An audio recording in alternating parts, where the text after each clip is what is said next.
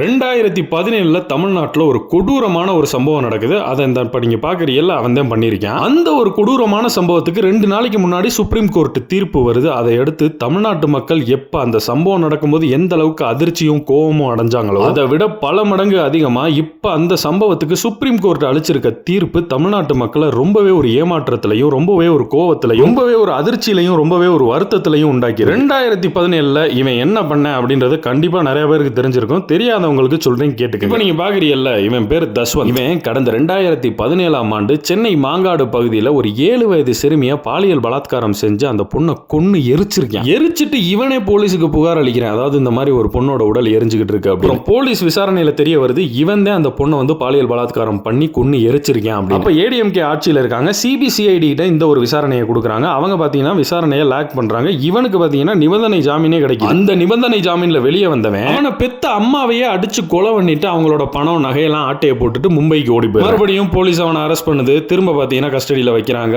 அதுக்கு பாத்தீங்கன்னா தனி வழக்கு, அதாவது அவங்க அம்மாவை கொன்னதுக்கு தனி வழக்கு. இப்ப பாத்துக்கங்க, இவன் ஒரு பொண்ணை வந்து பாலியல் பலாத்காரம் பண்ணியிருக்கேன், அந்த பொண்ணை எரிச்சிருக்கேன், அடுத்து இவனை பெத்த அம்மாவையே கொலை பண்ணியிருந்திருக்கேன். இவனை மாதிரி ஆளை என்ன பண்ண, அது ஒரு பக்கம் வைங்க. மகிழா கோர்ட்ல பாத்தீங்கன்னா 2019 இவனுக்கு மரண தண்டனை விதிச்சிடுறாங்க. அதுக்கப்புறம் ஹைகோர்ட்டுக்கு அப்பீல் பண்றாங்க, அங்கேயும் மரண தண்டனை கொடுத்துறாங்க. திரும்ப இவனோட தரப்பு என்ன பண்ணுதுன்னா சுப்ரீம் கோர்ட்ல போய் போடுறாங்க. இது இவன் பண்ண நாச வேலையை திரும்ப ரிவ்யூ பண்ணனும்னு சொல்லிட்டு சுப்ரீம் கோர்ட்ல அப்பீல் பண்றாங்க. சோ சுப்ரீம் கோர்ட் இவனோட மரண தண்டனையை நிப்பாட்டி வச்சிட்டு இன்வெஸ்டிகேஷன் போயிட்டு இருந்திருக்கு. இப்போ பாத்தீங்கன்னா ஒரு 2 நாளைக்கு முன்னாடி அதுக்கு தீர்ப்பு வந்திருக்கு சுப்ரீம் கோர்ட்ல. இப்படி ஒரு கொடூரமான செயலை செஞ்சவனுக்கு மரண தண்டனையை நீக்கி அவனை இந்த கேஸ்ல இருந்தே விடுவிச்சிடறாங்க. தமிழ்நாட்டு மக்களே பாத்தீங்கன்னா இந்த சுப்ரீம் கோர்ட்டோட தீர்ப்பு மேல சரியான கோவத்துல இருக்காங்க. ஆனா இதுக்கு பின்னாடி போய் நம்ம பார்த்தோம்னா அந்த சுப்ரீம் கோர்ட் இப்படி ஒரு தீர்ப்பு அளிக்கிறதுக்கு யார் முக்கியமான காரணமா இருக்கா அப்படின்னு பார்த்தோம்னா, அன்னைக்கு அதாவது 2017 2019 இருந்த இன்வெஸ்டிகேஷன் டீம், அன்னைக்கு இருந்த அந்த அரசாங்கம் அமைச்ச அந்த சிபிசிஐடி டீம், அதாவது ஒரு 7 வயது சிறுமியை ஒருத்தன் வந்து பாலியல் பலாத்காரம் பண்ணி கொலை பண்ணி எரிச்சிருந்திருக்கேன். அவனுக்கு சார்ஜ் ஷீட்டே பாத்தீங்கன்னா 90 நாளைக்கு அப்புறம் போட்டிருக்காங்க. அன்னைக்கு இருந்த அந்த இன்வெஸ்டிகேஷன் டீம் முறையாவே செயல்படல. அதுதான் முக்கியமான காரணம் இப்படி ஒரு கொலைகாரன் வெளியில வரதுக்கு. ஏன்னா நாட்டுக்கே தெரியும் வந்தேன் கொலைகாரன்னு, ஆனா ஆதாரம் இந்த ஆதாரத்தை சப்மிட் பண்றதுல பெருசா கோட்டை விட்டுருக்காங்க அன்னைக்கு இருந்த இன்வெஸ்டிகேஷன் டீம். அதனாலதான்